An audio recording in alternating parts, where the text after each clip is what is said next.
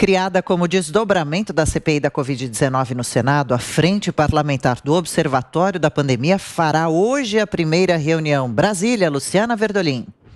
Olha, o Observatório da Pandemia pretende se reunir hoje ao meio-dia para discutir formas de acompanhar os desdobramentos do relatório da CPI da Covid, aprovado na semana passada no Senado. Os senadores querem evitar que as denúncias caiam no esquecimento. Por isso, prometem pressionar por uma solução rápida. Relatórios fatiados já foram entregues à Procuradoria-Geral da República, ao Supremo Tribunal Federal, ao Tribunal de Contas da União, à Procuradoria aqui do Distrito Federal. Os senadores também pretendem entregar pessoalmente relatórios ao Ministério Público de São Paulo e lá no Rio de Janeiro. A CPI da Covid pediu o indiciamento de 80 pessoas. Como comissão parlamentar de inquérito não tem o poder de punir ninguém, os pedidos de apuração estão sendo encaminhados às autoridades competentes. A Procuradoria-Geral da República, por exemplo, é responsável por investigar pessoas que tenham o chamado foro privilegiado, como o presidente Jair Bolsonaro, os ministros da Saúde Marcelo Queiroga, da Defesa Braga Neto e também o filho do presidente, o senador Flávio Bolsonaro. De Brasília, Luciana Verdolim.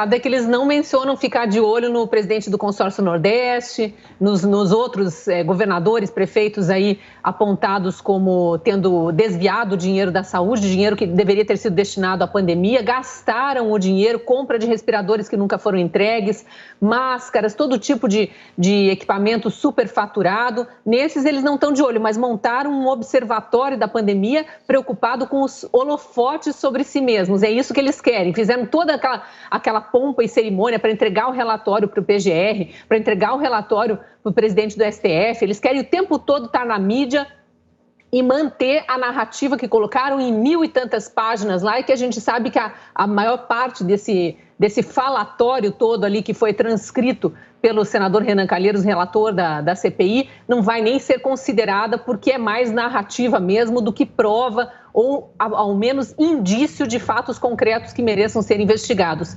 Usaram a CPI de forma política e querem continuar esticando isso e prolongando com fins eleitoreiros. A gente sabe que muitos desses senadores, alguns desses senadores do G7, mas muitos dos atuais senadores vão tentar concorrer à reeleição, alguns talvez até ao governo do seu estado, e o interesse em ficar na mídia é esse, ter dividendos eleitorais por causa da superexposição.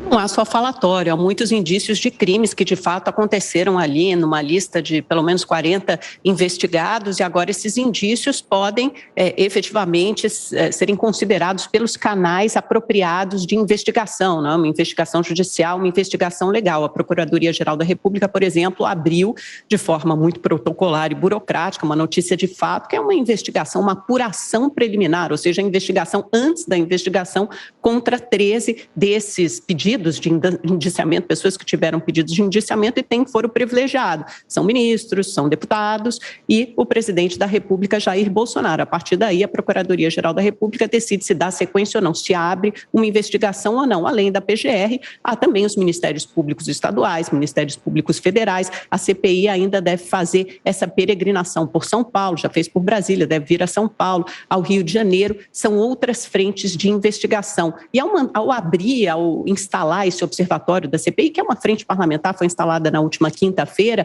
a CPI da Covid mantém um canal de interlocução, primeiro com sociedade civil e aberto também para novas denúncias, para novos pedidos de investigação, e é uma forma também de manter uma pressão política sobre o governo federal, quer dizer, as suas atitudes, as suas ações, as ações do governo federal ainda estarão sob escrutínio da política. E sobre os governadores, a investigação a governadores do Consórcio Nordeste, por exemplo, isso cabe às respectivas assembleias legislativas, senão seria uma interferência dos poderes. Aliás, foi nesse sentido que decidiu o Supremo Tribunal Federal quando disse que os governadores não teriam obrigação de comparecerem à CPI, eles não poderiam ser convocados, apenas convidados, porque seria uma interferência em outro poder. Quem tem que fazer isso é o Legislativo Estadual.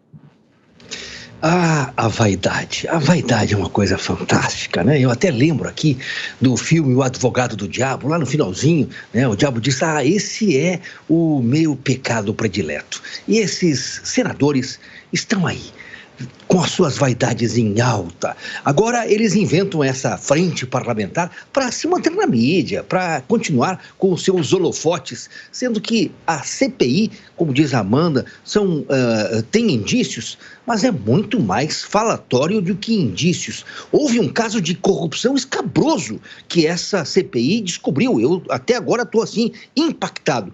Na história humana, desde lá de construção das pirâmides no Antigo Egito, nunca se viu uma corrupção tão escabrosa como esse caso da Covaxin. Se roubou quanto? 0 centavo, nem R$1 foi roubado. Essa é a corrupção que a CPI da Covid conseguiu descolar, achar esse caminho absurdo num esgoto do Senado Federal. E eu diria mais, né? Não é, na minha visão, só as Assembleias Legislativas que deveriam fiscalizar os governadores. Sabe por quê? Porque o governo federal foi quem botou o dinheiro.